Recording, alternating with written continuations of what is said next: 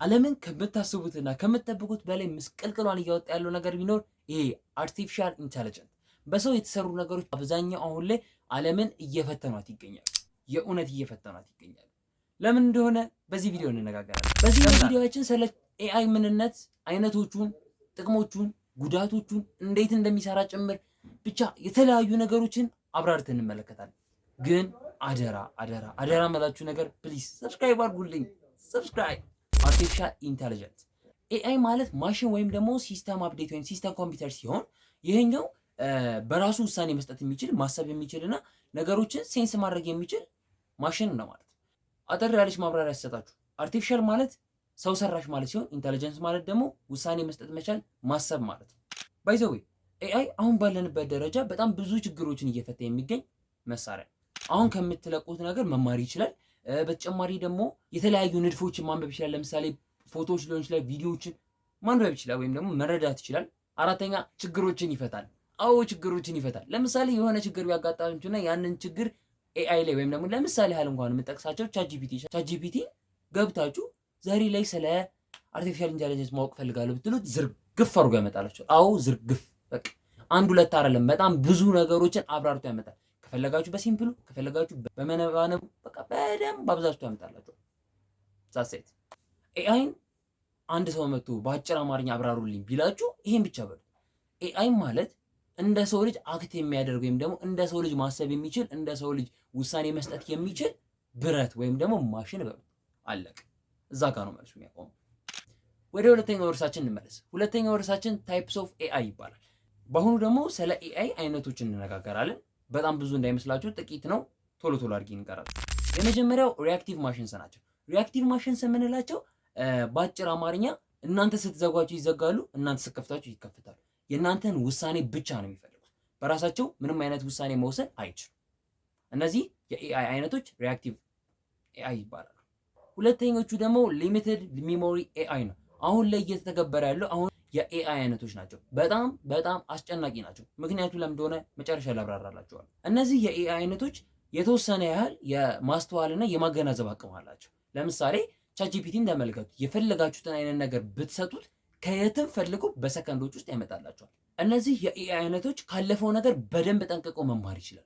ለምሳሌ ቅዳሜ ዕለት ቲክቶክ ክሬቲቭ አዋርድ ነበር። ቻትጂፒቲ ላይ ግቡና ቲክቶክ ክሬቲቭ አዋርድ 2025 ማን አሸነፈ ብላችሁ ብትጠይቁት አዶናይ ገጭ ያደርግላችሁ። አለቀ።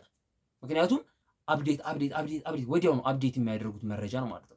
ለምሳሌ ያህል ሰልፍ ድራይቪንግ ካር አለ፣ ቻትጂፒቲ አለ፣ ዩቲዩብ ሪኮሜንዴሽን አለ። እነዚህ ቶሎ የሚለቀቁ ነገሮችን አፕዴት እያደረጉ ይሄዳል። አሁን ከዘረዘርኩላችሁ ኤግዛምፕል በተጨማሪ ፌስ አይዲ ከነዛ ውስጥ አንዱ ነው።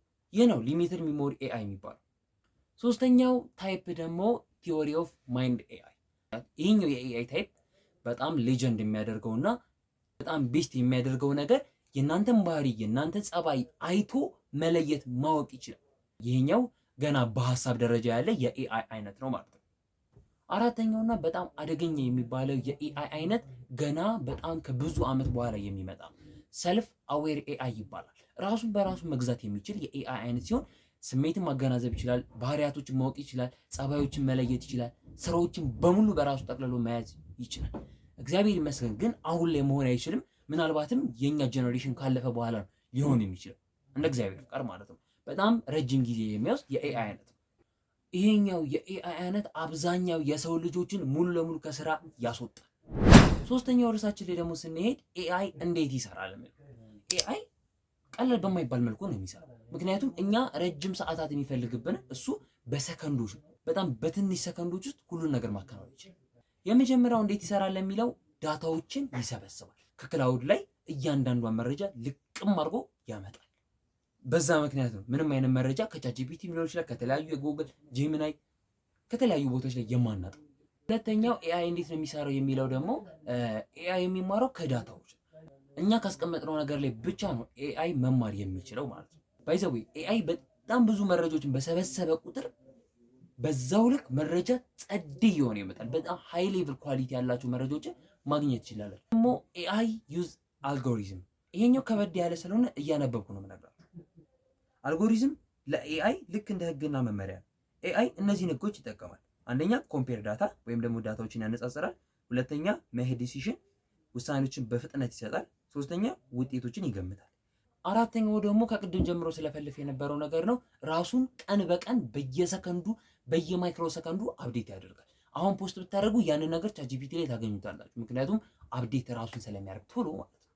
እንዳትዘናጉ የምፈልገው ነገር ግን ሁሌም ቢሆን እኛ ያስቀመጥነው መረጃ ብቻ ነው የሚያስቀምጠው ማለት ነው።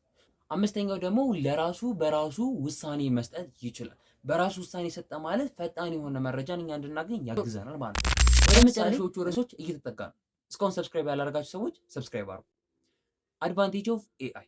አድቫንቴጁ ምንድን ነው ስንል በጣም ብዙ አይነት አድቫንቴጅ አሉት፣ ግን ከነሱ በጥቂቶቹ ዛሬ ያብራራላችኋል። መጀመሪያው ጥቅሙ ፋስት ኤንድ አኪዩሬት የሆኑ መረጃዎችን ለእኛ ማቀበል ነው። ሁለተኛው ደግሞ ሳምንት ሙሉ ለ24 ሰዓት ያለምንም መታከት ይሰራል፣ አገልግሎት ይሰጣል። ሶስተኛው ደግሞ ጊዜና ገንዘብን እንድንቆጥብ በጣም ትልቅ አድቫንቴጅ አለው።